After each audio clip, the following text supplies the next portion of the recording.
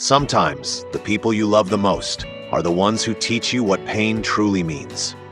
You trusted them with your heart, your stories, your dreams, and even your secrets, believing they'd hold them gently. But one day, without warning, they betrayed you. They let go of that trust, leaving you broken in pieces. You smile to the world, but deep down, you carry a storm no one can see. And because of that pain, you hold on. You refuse to forgive. You think that if you forgive or let go, it shows weakness and means you're losing. But the truth is, forgiveness doesn't make you weak, it sets you free. In this story, you'll meet two men who once trusted each other more than brothers. They built their dreams side by side until greed and pride destroyed everything. What happened between them will show you what betrayal really costs and what forgiveness truly means. Stay with this story because by the time it ends, you may see a reflection of your own life inside it. There was a time when trust meant everything to Gideon. He wasn't rich, he wasn't chasing fame. All he wanted was a simple, honest life built with effort and people he could believe in. He met Ronan when both of them were still trying to survive. Two young men with similar hunger, not for power, but for progress. They worked small jobs, carried heavy loads, saved little coins, and dreamed of building something that would last. Ronan had charm. He could talk to anyone. Gideon had patience. He could work through anything. Together, they balanced each other. Gideon handled the work, Ronan handled the people. In a world that rewarded quick talkers and punished slow hearts, that balance was their strength. When they started their small business, it wasn't much. Just a small wooden shop on a quiet street selling goods they could barely afford to stock. But Gideon believed in building things one honest day at a time. And for a while, life seemed fair. Customers came, money flowed slowly, and friendship grew into something that looked unbreakable. People said, "Those two are like brothers." And in many ways they were. They shared meals, struggles, and laughter that made the long days shorter. They talked about the future, a bigger store, a better life, maybe even helping others one day. But trust is tested when success shows up. When small victories came, Gideon stayed the same. Ronan started to change. It was subtle at first. A few decisions made without asking. A few numbers that didn't add up. A few promises that came with excuses. Gideon noticed, but he told himself that trust meant patience. That a friend deserved understanding. He didn't know that silence can also feed betrayal. The day things broke wasn't loud. There were no arguments in the market or shouting in the street. It was the kind of betrayal that happens quietly, in papers signed behind backs, in coins counted when no one is watching. Ronan made a choice that Gideon never expected. He sold part of what they built, took the profit, and left. No explanation. No goodbye. Just a note that said he was sorry and needed to start fresh. Gideon didn't chase him. He didn't fight. He didn't even speak. He just stood inside the empty shop, staring at the place where their work used to mean something. Days turned into months. People asked questions. Gideon gave no answers. He kept working. But the fire inside him changed. It wasn't hope anymore. It was hurt. Forgiveness sounded easy when people talked about it in stories. But in real life, it felt impossible. How do you forgive someone who never asked for it? How do you forget when everything around you reminds you of what was taken? Gideon tried to move on. He worked harder, earned more, rebuilt the shop from the ground up. But no matter how many things he fixed on the outside, the inside stayed broken. He would look at new faces and still see betrayal behind their smiles. That's what pain does. It doesn't always destroy what's visible. It changes how you see everything else. He grew quieter. He stopped trusting. Even when life gave him good things again, part of him refused to feel joy. Because every time something went right, the memory of that wrong came back stronger. Years passed. People forgot what happened. Gideon didn't. He called it moving forward. But really, he was just walking in circles. Then one evening, when the world had already moved on, he heard Ronan's name again. A traveler passing through town mentioned a man who once had everything, but lost it all. Business gone, family gone, health failing. The name was the same. The story felt unfinished. For the first time in years, Gideon felt something he couldn't describe. It wasn't hate, it wasn't pity. It was something heavier, a question. Could he finally forgive? And what would forgiveness even look like now? He didn't know, but somewhere deep inside he realized that the pain he carried had lasted longer than the betrayal itself. That maybe the punishment had already been served, not by Ronan, but by himself. And that was the beginning of a different kind of journey. A journey not to rebuild trust, but to reclaim peace. Gideon told himself he had moved on. He worked longer hours, took fewer breaks, and stopped sitting where he and Ronan used to talk. Routine felt safe, but pain can live inside routine. It hides in habits and waits for quiet moments. People asked what happened. Gideon kept his answers short. It didn't work out. We went separate ways. He never mentioned the papers, the money, or the note that said, "Start fresh." The fewer the words, the less the wound bled, or so he thought. Gideon was married once, to Mara, a woman who believed in quiet strength more than grand promises. She had stood beside him through the building years, through late nights and lean days. When the silence came, she didn't fill it with questions. She just stayed, steady, patient, reminding him that love doesn't always speak. Sometimes it simply remains. Mara watched him. She didn't push. She made sure he ate, kept the books balanced, and checked things he double-checked. She knew advice couldn't fix a heart that wasn't ready. One afternoon, a supplier offered him a cheaper deal if he'd stop selling to certain clients. Ronan's new buyers were on the list. Gideon understood the game. It was a chance to hurt the man who'd hurt him. He read the paper, folded it, and handed it back. "I don't make decisions like that," he said. The supplier argued, but Gideon stayed calm. "If my work is good, I don't need to block anyone." That night, he stared at the note Ronan left. He should have burned it long ago, yet something in him needed to keep it. Forgetting felt like surrender. Forgiving felt like letting Ronan win. So he carried the pain as proof that he had been wronged. It didn't feel like proof. It felt like a lock. Weeks passed. A new helper started in the shop, young, eager, clumsy. One day the boy broke a crate and tried to hide it. Gideon shouted before he even thought. Mara stepped in quietly, moving the broken pieces aside. Gideon walked to the back room, shaking. His anger wasn't about the crate, and he knew it. That evening he told the boy, "I was wrong." The apology helped the boy, but it healed Gideon more. It reminded him that he could still choose a better response even while hurting. Months later, an old merchant who'd known both men stopped by. On his way out, he said, "You've built well. Remember, a man's worth isn't measured by how he's treated, but by what he chooses to carry." It was a simple line. It landed deep. Rumors came and went. Ronan's new venture grew, then crumbled. Some said pride, some said bad luck. Gideon listened and stayed silent.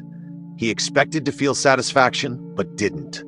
Loss is loss, even when it happens to the one who wronged you. One evening, a traveler spoke of a man 2 towns away, once strong but now weak and coughing, always talking about the past. Before the name was said, Gideon knew it was Ronan. The thought followed him for days. Mara noticed but didn't ask. She knew some choices must be faced alone. Gideon tried to forget about it. He told himself he didn't owe anyone anything. He had already suffered and learned his lessons. But peace still wouldn't come, because some debts can't be seen or written down. Then a small thing happened that turned the lock a little. An old customer returned with a belt he'd bought a year before. It had worn out, and the warranty was past. Gideon could have said no and been right. Instead, he replaced it for free. "You didn't have to," the man said. "I know," Gideon replied. When the man left, Gideon felt lighter. Being kind when you don't have to be feels like freedom. That night, Mara told him, "It's not about what you deserve, it's about what you need." Gideon asked, "What do I need?" She said, "Peace." He asked, "How do I find it?" Mara replied, "You already know." He looked at the note again, held it over the fire, then pulled it back. Not yet. A week later, a big buyer asked Gideon to list some trusted merchants. At first, he wrote 5 names. The memory of Ronan's betrayal is still too strong.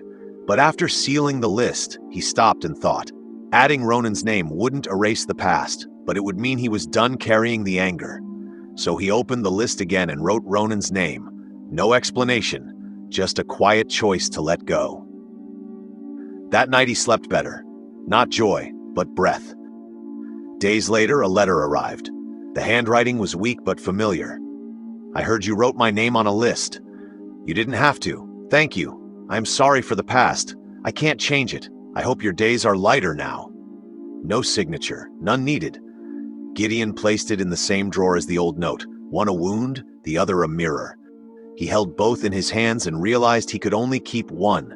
Gideon started to change in small ways. When customers argued or orders came late, he didn't see them as another Ronan.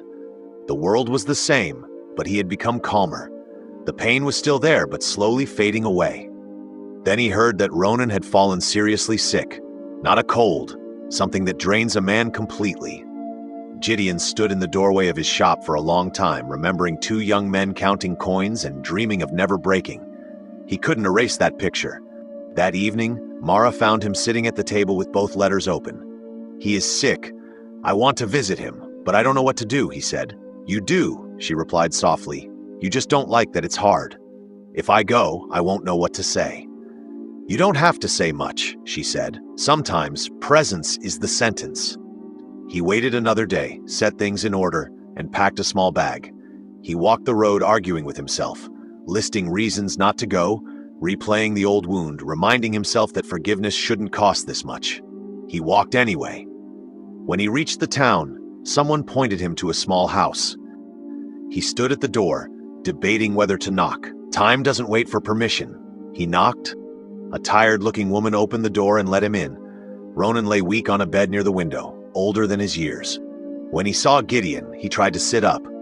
Gideon raised a hand. "Don't." Silence filled the room, heavy but honest. Ronan spoke first. "I didn't expect." He coughed, then whispered, "Thank you for coming." Gideon didn't answer immediately. He hadn't come for speeches. He'd come because no man can live forever with a closed fist in his chest. He needed to see if peace was more than a word. Ronan said, "I was wrong. I told myself you'd be fine. I told myself I deserved more. I told myself stories until I believed them. I'm tired of those stories." He paused. "You don't owe me anything." Gideon sat near him. He saw both versions of Ronan, the partner who dreamed beside him and the man who betrayed him. Both were true. He couldn't erase one to honor the other. "I won't pretend the past didn't happen," Gideon said. "I know," Ronan whispered. "I carried it too long. It changed me in ways I don't like. I don't want to keep living like that." Then simply, "I forgive you." The words were small. The cost was large. Ronan's shoulders shook. "I don't deserve that," he said. "It's not about what you deserve," Gideon replied. "It's about what I choose." The air felt lighter. Same room, new weight gone. Two men had stopped feeding what was already dead. They spoke a little more. Not about details, not about fault. Gideon asked if Ronan had what he needed. The woman said they were short on a few things. Gideon made a note and said he'd send them. No big gesture, no scene, just quiet help. Before leaving, Ronan tried to apologize again. Gideon lifted a hand. "We've said enough for today." At the door, he turned back once. "Take care of yourself." A boundary, a blessing, both at once. On the road home, Gideon felt tired. Not the tired that crushes, but the tired that comes after setting down something heavy. He didn't feel joy. He felt space. And space was enough for the first day. When he returned, Mara looked up from her work. She read the answer in his face. "I did what I needed to do," he said. She smiled. "Good." That night, he tore the old note in half and threw it away. He kept the letter of apology, not as a trophy, but as proof that pain can change shape when you stop feeding it. In the weeks that followed, life didn't suddenly get easy. But Gideon had changed. He no longer expected the world to be fair. He chose to be fair anyway. He no longer expected everyone to be loyal. He chose to be loyal anyway. He learned that forgiveness isn't a favor to someone else. It's a release for yourself. Forgiveness costs pride, the right to stay angry, and the comfort of being the victim. But the return is peace, the kind that lets you breathe again, sleep again, and look at your own hands without seeing a fist. Gideon didn't talk much about that visit. He just returned to his work and carried on. But something in him had changed, not on the outside, not in his routine, but in how he breathed through his days. Before, every morning began with a heaviness that had no name. Now the weight was gone. The world hadn't turned kind overnight, but it no longer felt like it was fighting him. He began to notice things he hadn't noticed in years. The sound of tools in the morning, the way customers smiled when he listened to them, the quiet comfort of eating in peace. None of these things were new. They just felt lighter now that he wasn't dragging the past into every hour. Forgiveness didn't make him weak. It made him quiet in a different way. A kind of quiet that didn't hide pain, but peace. He didn't tell Mara what he had said that day. She didn't ask. She already saw it in his face, in the calm behind his words, in the stillness of his voice. The kind of stillness that comes only after someone has stopped running from their own mind. Weeks later, Gideon received another letter. It was short. Ronan thanked him again, said his health was getting worse, and that he didn't want to leave this world with unfinished words. The letter said, "If you ever think of me, I hope it's not with anger." Gideon read it once and didn't keep it. He didn't need to. He had already made peace with what needed peace. When people talked about Ronan in the market, some with pity, some with judgment, Gideon stayed silent. He didn't defend, and he didn't condemn. He had learned that everyone sees a story differently, depending on where they stand in it. One evening, a young worker in the shop asked him, "Do you ever regret forgiving someone who hurt you that much?" Gideon thought about it. "No," he said. "Regret is what kept me from forgiving. Forgiveness is what freed me from regret." The worker didn't fully understand, but he nodded anyway. Some lessons take time to grow. Months later, word came that Ronan had passed away. Gideon didn't cry. He didn't feel relief either. He simply stood at the door of his shop, watching the people walk by, thinking about how easily time separates people and how easily pride keeps them apart. He didn't attend the burial. But that evening, he lit a single candle on the counter, not for Ronan, but for the peace that took him years to find. He didn't pray for forgiveness. He simply whispered, "Thank you," not because the pain was gone, but because it no longer ruled him. From that day forward, Gideon worked with a steady heart. He helped where he could. He spoke less about fairness and more about effort. He taught his workers that success without peace is failure in disguise. And every time he looked at his hands, he didn't see the scars of betrayal anymore. He saw the strength of someone who learned to open them again, not to hold on, but to let go. Sometimes life doesn't give us closure. People hurt us, walk away, and never come back to explain why. We wait for apologies that never arrive, and we tell ourselves that peace will come when they finally say, "I'm sorry." But the truth is, peace doesn't wait for them. It waits for us. Forgiveness isn't about giving someone a clean record. It's about giving yourself a clean heart. Because when you carry pain long enough, it becomes part of your identity. You wake up with it, you talk through it, and even your silence starts sounding like anger. Gideon learned that the hard way. He didn't find peace when Ronan said sorry. He found it when he stopped letting the past make his choices. And that's what forgiveness really means. Not pretending nothing happened, but deciding that it will no longer control who you become. You don't have to invite people back into your life to forgive them. You don't even have to tell them. Sometimes forgiveness is silent. It's when you stop replaying the memory and start living again. It's when you stop seeking revenge and start seeking rest. It's when you realize that being right isn't worth being bitter. And yes, forgiveness costs something. It costs your pride, your right to stay angry, your comfort in being the victim. But holding on costs more. It costs your peace, your sleep, your smile, and your ability to trust good people again. That's why you forgive. Not because they deserve it, but because you do. Because your heart was not made to be a storage room for pain. Because every moment spent hating someone is a moment stolen from your own joy. You might never get an apology, you might never hear the truth, but you can still write your own ending. You can still walk away free. Forgiveness doesn't mean losing, it means refusing to lose twice. You lost once when they hurt you. Don't lose again by letting that hurt live inside you forever. So today, maybe you can do what Gideon did. You don't have to send a letter, you don't have to make a call. Maybe all you need to do is whisper it, not to them, but to yourself. "I'm done carrying this." And when you do, you'll notice the same thing Gideon did. The world won't suddenly change, but something inside you will. It won't be loud, it won't be dramatic, it'll just be quiet. The kind of quiet that finally feels like peace. Thank you for watching.